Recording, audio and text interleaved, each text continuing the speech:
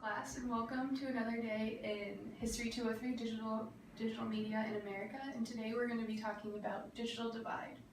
So to start off, does anyone know anything about digital divide? I got this one. So it's like the divide between how many people use social media and how many people don't use social media, right? Yeah, kinda. Social media has something to do with it, but that's not quite all of it. As we know from past class discussion, public perception and discussion tends to portray technology and its recent advancements as the great equalizer. We believe that the internet and social media are truly open and available to all, and that the internet will lead to the creation of the first true equal society. This, however, is not actually the case. Despite the optimism and idealism surrounding the spread of the internet and social media, we see the dividing lines present among class, race, age groups, seeping into the digital world. This phenomenon is known as digital divide, which will be our discussion topic today. Before we begin, let's clearly define digital divide. According to your reading, digital divide is defined as a term that refers to the gap between demographics and regions that have access to modern information and communications technology. What do you guys think are some examples of this information or communication technology? Me again. So to answer that question, would like cell phones, computers, laptops, desktops, video cameras, all that work? Right. Digital divide affects access to all of these types of technologies, but one of the most important technologies that it affects access to is the internet. As we can see from this slide, access to the internet has been spread out among racial divisions since its major adoption around the year 2000. In the year 2000, we see quite a huge gap between African American community, the Hispanic community, and the Caucasian community. As we've gone through time towards 2010, we see that the gap has closed, but there is still quite a significant difference between the Caucasian community and the African American community, just to name one example.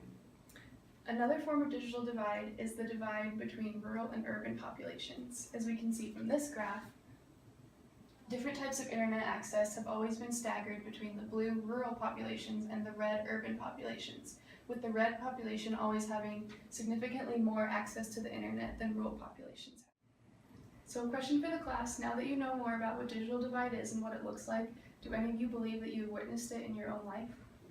Yeah, I definitely think this has happened in my life. I lived in a small town, and I went to school in a big town. They had all the internet and cable and DirecTV and all that. But whenever I got back home, I didn't have any cable or any internet. I just had broadband and dial-up, and we all know how slow that is. It's totally different. So I definitely get where many people are coming from, especially in that chart. I actually had a really similar experience.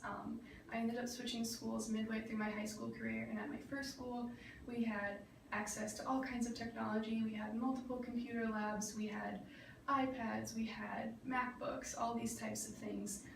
We had graphic design courses and ways that we could learn to interact with technology. And at my second school, there was no computer labs. We had one cart of really outdated laptops with outdated software. And it really wasn't the best technology learning experience, and I definitely think that I was on the negative end of the digital divide there.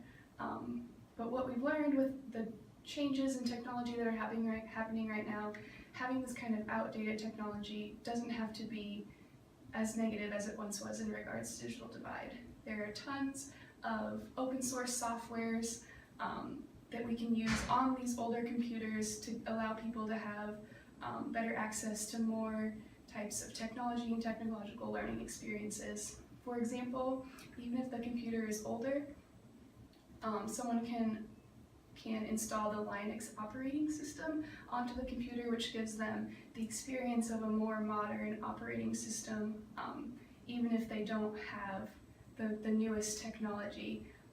And from this, we can use all types of online resources, for example, Code Academy, to teach kids how they can code, they can create their own websites. That would have really helped me. I wish I would have known about that back then, but thanks for letting me know now. Giving people in underrepresented populations opportunities like these are really important because it teaches them how to interact with technology, and it allows them to interact with the conversation that's happening on the internet. which we've seen has become really a hub and a place where social change is happening. Digital divide sounds like a really bad thing. Is there any way that we can maybe fix it, or is there anything going on? And when a community only communicates about issues important to them, mostly amongst themselves, there is a danger of creating an echo chamber. There are many consequences that come from the creation of an echo chamber, including the increased radicalization of beliefs, but the one most relevant to our interest in this class is the limiting effect on social change. If we are only speaking to ourselves, we are unable to reach out to others and find common ground to work for even bigger real-life solutions to problems like police brutality. It is on all of us to recognize the phenomenon of digital divide and work to combat it in our own lives.